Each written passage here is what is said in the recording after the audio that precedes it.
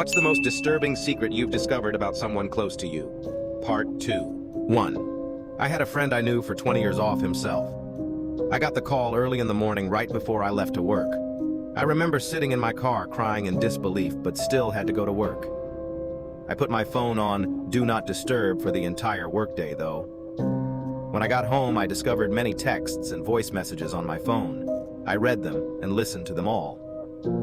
In doing so, I found out why he had off himself. The FBI had come to raid his house for a warrant for child trafficking and child pornography earlier that morning. He proceeded to barricade himself into the house, having a standoff with the feds. The standoff ended with his suicide. There was no warnings that showed at all about that man. He was a friend to so many, and people loved him. First, I grieved the loss of my friend, and then I grieved the person I thought I knew, all in one day. Gone. 2. I found out that the reason why one of my uncles didn't want to go back to Korea when he retired was that he couldn't. He was fearful for political reprisals if he tried to return. Turned out his brother was part of the group that assassinated the ex-Korean president back in 1979, and his own innocence was never proven, so he was in fear of getting arrested if he ever tried to go back. 3. My great-grandmother was married to 3 different people at the same time.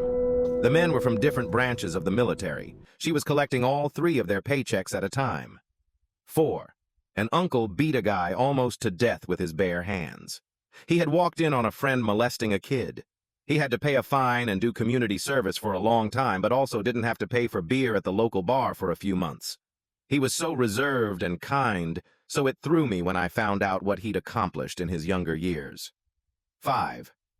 When I was in college, I was friends with a young couple. They had inherited a house just off campus in Palo Alto, which is why I never questioned how a 19-year-old couple with 2 babies and 1 on the way could afford the house. The oldest kid was 5.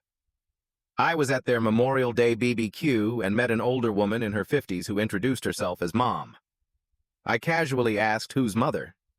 She said, "Both of them. They are twins."